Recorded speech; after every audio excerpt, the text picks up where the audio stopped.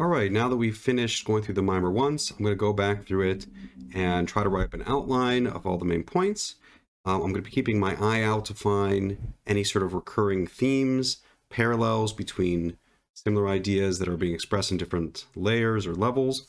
And then afterwards, I'm going to come back and take a look at the outline and try to find what's the big idea, what's like the main paradigm shift, what's the main theme, and how all the other subpoints fit into that theme.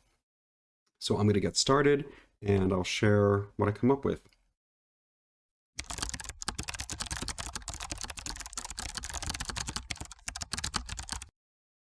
So I've completed writing my outline summary of chapter 1. Let's quickly go over it.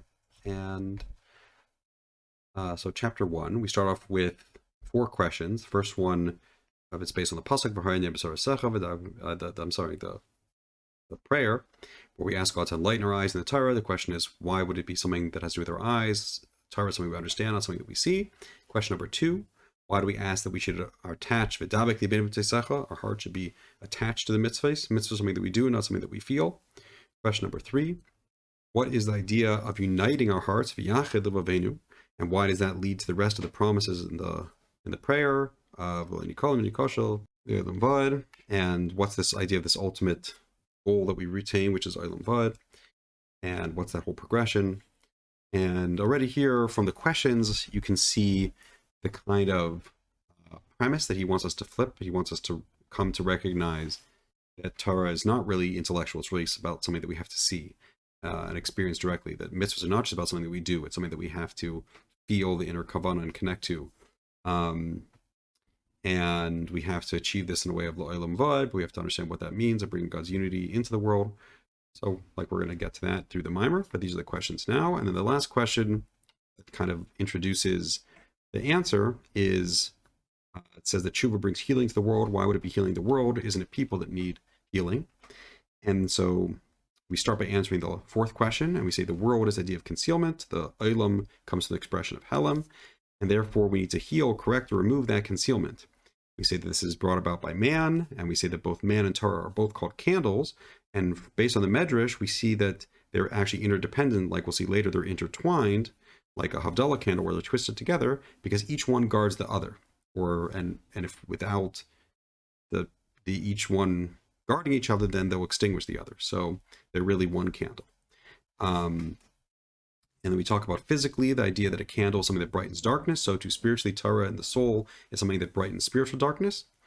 And we say that the world is created for Yisrael to keep the Torah, for the souls to keep the Torah.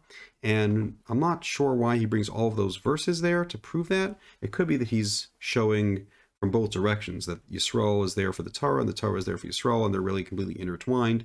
And the whole purpose is that both of the light of both of these should come into the world. So a little bit Tzarech Ian, why he brings so many verses to prove that idea instead of just like 1 or 2. But I suspect that that's what it is. So man is placed on earth to create a home for God, and therefore we must do physical Torah mitzvahs because we need to reveal this light in the world. And now to explain this more, he says that the world compared to a place of night where it's dark. And just like physically in darkness, we could fall into traps or stumble and get hurt. Therefore, we need a candle to protect us from those dangers. So too, that the physical and material world makes it a dark place. He says that life, chayis, is the idea of light.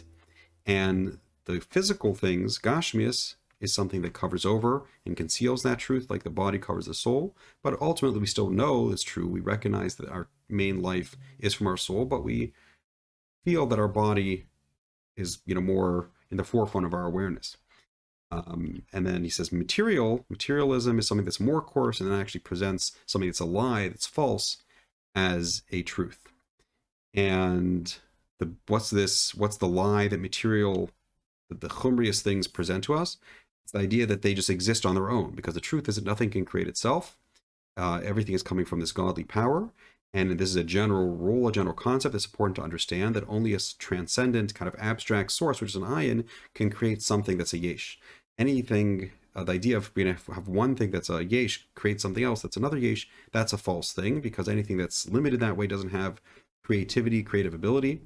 Kind of like if you have just like a machine or a computer or something like that, because it's just a set predetermined thing, it's not able to be creative. Creativity requires that you have something that's higher and more abstract and transcends the details, and therefore can come into infinite different ways and different infinite expressions, and it's not predetermined. And so you always have to have this kind of eye and this abstraction in between to allow a transformation from one gesh to another gesh, from one thing to another thing. An example is like a plant, that even though you're transforming a seed, which is a yesh, into a plant, which is another gesh, but it's not a direct metamorphosis. The seed first has to be able to connect and draw on the power of growth, which is a godly power that's implanted in the earth. And from that, it's able to then make that transformation. But on its own, the seed itself isn't really able to turn into the plant. It's just channeling that general abstract power and helping to channel it to make it into the plant. So too, with all creatures and all life, and also the godly spark that's put into the human soul, all of these things come from God, from the 10 utterances, or from God blowing the soul into man. That's a special godly gift that's being given that's beyond the world and beyond nature.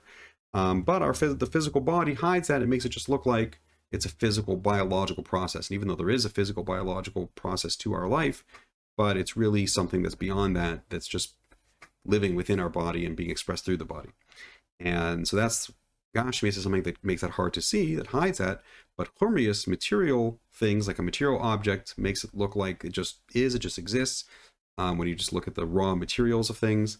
And so that's denying that it comes from anywhere.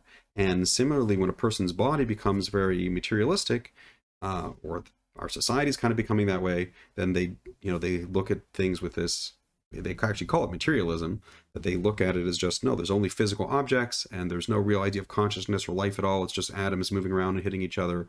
And it's like unbelievable. But people, a living conscious being is able to convince himself that really life and consciousness are just an illusion and it's just a material thing. So that's this lie that's able to come from the Churmius, from the materialism of the world.